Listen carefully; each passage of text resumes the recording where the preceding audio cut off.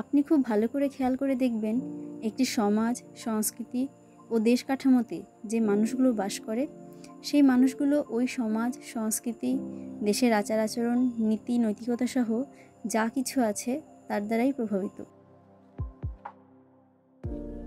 এক্ষেত্রে প্রতিটি মানুষের 16 আনার মধ্যে 12 আনারই মিল খুঁজে পাবেন। অর্থাৎ মাত্র 4 আনার পার্থক্যের জন্য আমরা মানুষকে জটিল করে ফেলি ও জটিল মনেও করে থাকি। আসলে সব কিছুর একটা সিক্রেট আছে। যদি আপনি একবার তা বুঝতে পারেন, সব কিছু আপনার কাছে সরল মনে হবে। এপিজে আব্দুল কালামের একটি উক্তি আছে, একটি খুব ভালো বই 100 জন ভালো বন্ধুর সমান, কিন্তু একজন ভালো বন্ধু একটা আস্ত লাইব্রেরির সমান। অর্থাৎ ভালো বন্ধু আপনার জীবনের জন্য নিয়ামক হতে পারে। এবার আসি মূল আলোচনায়। বন্ধুত্ব তৈরি এবং অটুট রাখার জন্য 3টি সূত্র খুবই গুরুত্বপূর্ণ। শুধু বন্ধুত্ব নয়, এই 3টি সূত্র যে কোনো সম্পর্কের ক্ষেত্রেই প্রযোজ্য।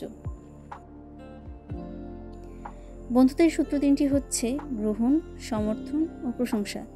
চলুন এবার ব্যাখ্যা করা যাক। গ্রহণ।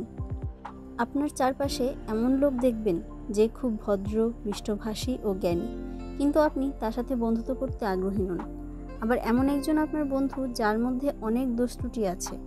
মূল কথা হচ্ছে আপনি তার সাথে বন্ধুত্ব করবেন যাকে আপনার ভালো লাগবে। অর্থাৎ আপনার স্বার্থ বা ইচ্ছাই হচ্ছে এখানে প্রধান। তাছাড়া আপনি এমন কারোর সাথে বন্ধুত্ব করতে চাইবেন না যে আপনার সমালোচনা বা খুঁত ধরতে চায়।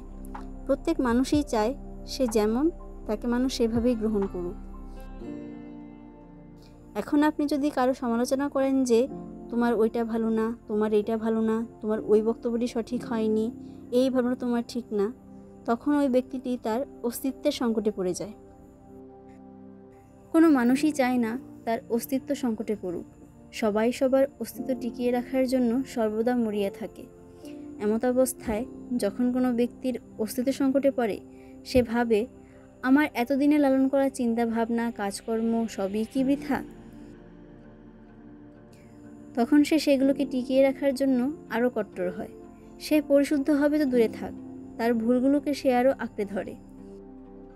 এজন্যই কাউকে সমালোচনা করে পরিবর্তন করা যায় না। পরিস্থিতির জন্য সে হয়তো বাধ্য হয় মেনে নিতে, কিন্তু সে মন থেকে পরিবর্তন হয় না। মানুষ চায় তার গ্রহণযোগ্যতা, তাই যে যেরকম তাকে সেই রকমভাবেই গ্রহণ করতে হবে আমাদের। একজন হতাশাগ্রস্ত মানুষ তার বন্ধুকেও সব খুলে বলতে চায় না, কিন্তু একজন মনোবিদের কাছে সে তার হতাশা, দুরবস্থা, যৌনতা, গোপনীয় পাপ বোধের যত ব্যাপার আছে সব অপরিচিত একজনের কাছে অকপটে বলে যায়। কেননা এই গোপনীয়তাগুলো কারো কাছে প্রকাশ করলে রিলিফ পাওয়া যায় অনেকটা, কিন্তু তার কাছের বন্ধুর কাছেও এইগুলো প্রকাশ করে না। কেননা তার বন্ধু এইগুলো গ্রহণ করবে কিনা এবং গ্রহণ না করতে পারলে ক্ষতির কারণ হবে কিনা তা নিয়ে দ্বিধায় থাকে এবং লজ্জাজনকও বটে। কিন্তু মনোচিকিৎসকের কাছে কোনো লজ্জা, ভয়, ভীতি কাজ করে না, কারণ ব্যক্তি জানে তিনি সব গ্রহণ করবে বিধায় তার কাছে আসা। তাই গ্রহণটাই আসল। আমাদের উচিত যে যেমন তাকে সেভাবেই গ্রহণ করা। সমর্থন। গ্রহণ এবং সমর্থন শব্দটি এক মনে হলেও এর অর্থ ভিন্ন ভিন্ন।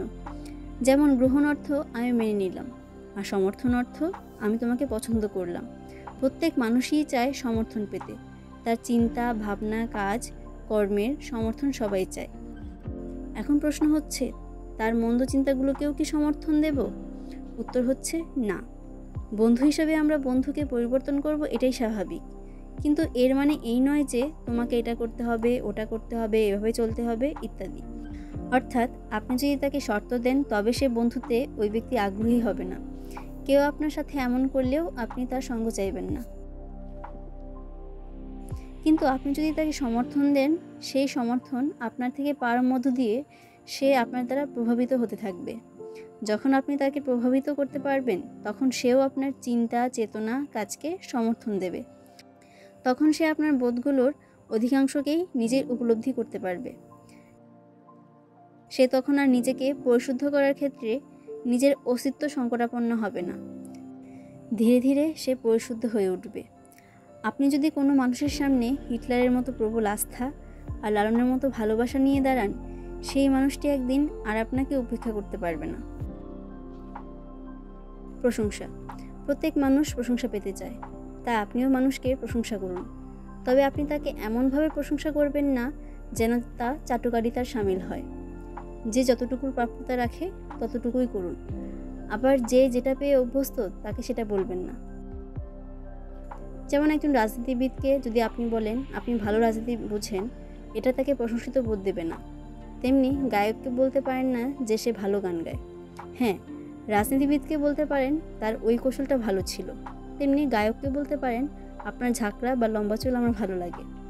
একটি নারীকে বলতে পারেন তোমার চোখটা সুন্দর, কিন্তু তার চোখ সুন্দর বলে তাকে বিশ্ব সুন্দরী বলতে পারেন না। কেননা সবাই জানে সবার মধ্যে অনেক খুঁত আছে। তাই অতিরঞ্জিত প্রশংসতাকে প্রশংসিত বোধ না দিয়ে বিব্রতকর করতে পারে।